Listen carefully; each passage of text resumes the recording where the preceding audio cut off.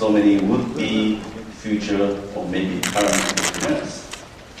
You know, I look across this hall, and I have to say, I see a lot of myself in the faces here.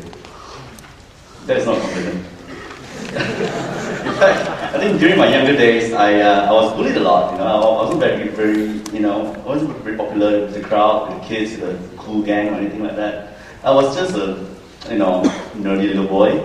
And other people, my friends are, having girlfriends, hot chicks around their arms. I'm carrying school bag around my arms. And, I don't know why. I don't get it. I don't know why I was popular or anything. Because I don't think I look that bad.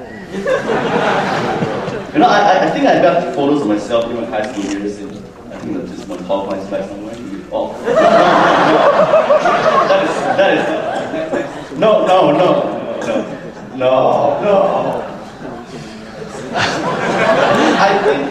I think it's somewhere.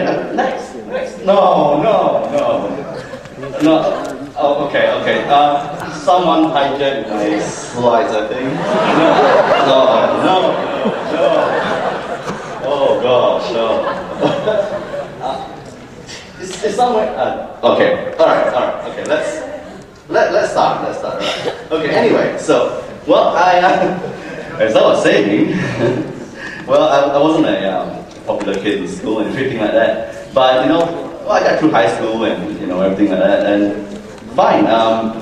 I want to share you a story of how I really started blogging. It all started 3 years ago. At the time I was in Australia at the time actually, and my father unfortunately got sick and I had to flew back.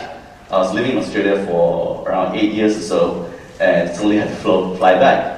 And I realized at the time that my life is sort of changing a bit. So at the time, blogging was just about to gain popularity. So I thought, hey, let's start a new hobby. Let's start blogging, And I decided to register kennysia.com. Just want to use it as my online identity. I don't know what to put in there yet instead of blog. So I started it just simply register one, read about how technical parts about how to set up a website, and 3 days later it's up and running. So it's really, at first I just want to have a new hobby, just want to start sharing my experiences with people, and didn't really do it to make become a trendsetter or become an entrepreneur or make money or whatever. It wasn't in my mind at that moment. So I started blogging. Went home, started blogging. Then I realized blogging a bit boring.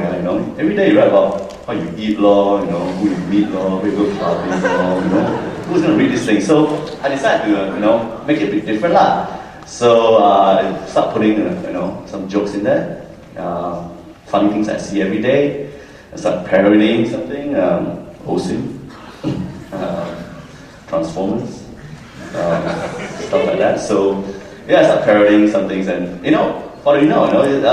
next thing I knew, people that initially is people that I know reading my blog. The next thing I know is people that do not know reading my blog. The next thing I know is people I don't know forwarding my blog to other people that I do not know. So it just sort of take a life on its own, and I never expected that. So until 3 years later, here I am, standing in front here, being invited as a blog entrepreneur, speaking to you, and I feel fortunate that it's happening to me, but I do face quite a bit of difficulty from then to here.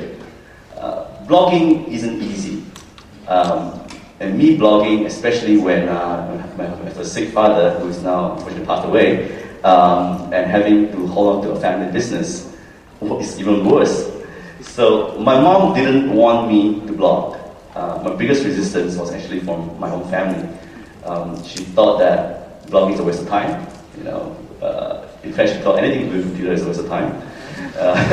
So she's a traditional, Chinese mom, so can't do much about it. She wanted me to, hold on to the family business, to have a proper 9-to-5 job like most traditional Chinese moms do.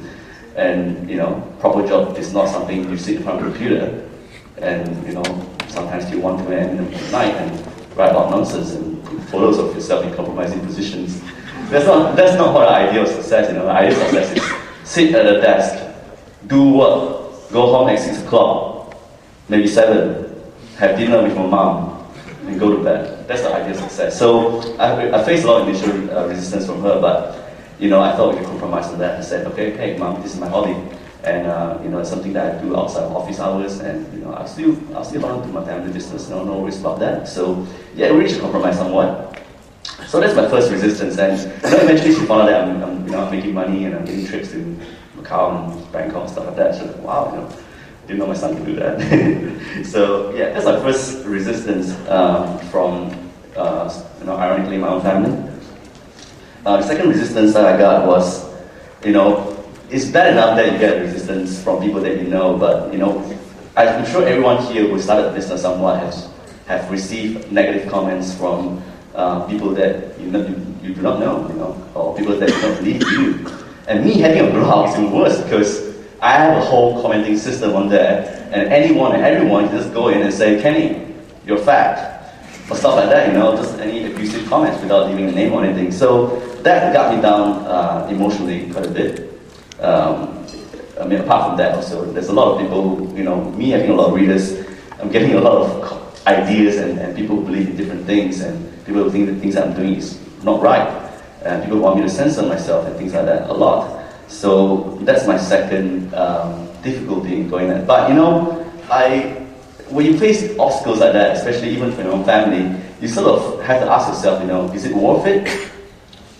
Is it something that you should do? And are you prepared to give up your relationship with your mom? No, of course not. You got to compromise. So I think understanding the people around you and understanding what your actions might have around you is also just as important as being successful and being an entrepreneur. It's no use being someone who is well-known or famous or making a lot of money when you do not even get appreciation from the people around you. So I think that sort of relationship is quite important, and I put emphasis on that when you seek your future. Well, of course, I do get a lot of rewards, and here's where I boast. Obviously, I did, surprisingly, get income from blogging, from blog advertising, just a really big thing recently, and it just started this year. And I owe a lot of thanks to Timothy from NAFNet for being a good, I would say agent, but friend, I suppose, good friend. And so apart from that, there's also a lot of people inviting me to cover events, and I think the most memorable one was when I was invited to Macau and covered the opening of the Venetian, which is a huge casino, and also invited to Bangkok and meet the Black Eyed Peas. And this February I'm going to meet Jay Chou, so like wow, all these things coming in a row, and all these also being a blogger. So I was quite surprised with that, and yeah, that's the rewarding part of it. And of course, that's just the physical and superficial and monetary value of it. The more rewarding side of things is, of course, the friends and networking that I made throughout this term. I have a few lessons that I've learned that I'd like to share with you. I think in order to be successful, you need to know the right people, and that means a lot of networking, getting out there, attending events such as these, and making the most of it. Have your name cards ready, spread it around during dinner functions or lunch functions. Share your ideas with people that you think might be able to help you. So networking, I cannot stress it enough. I have a lot of friends who, after graduation, are not able to find a job. And I'll tell you the reality of finding a job here is that you gotta know right people, not just finding a job, sorry, just even say, getting your business idea going on, all these things. So you gotta know the right people, and that means attending functions and using your ties, your friends, even say joining a social networking facility like Facebook, is good enough to help your networking and enhance your social circle. So I couldn't stress that enough. Timing is also very important. 2 minutes. Oh yeah, okay. Finishing soon. All right. And I did blogging because I do it because I enjoy it. It's a passion, it's still a hobby, and there's no point doing something you don't enjoy it. So I think that's really important as well. But to be successful, you have to be different. Asia did not become successful because they copied, what everyone else is doing. You take the elements of what is good in other companies and combine it and make it into their own and suit it to the Malaysian climate. So the same thing with KennySia.com.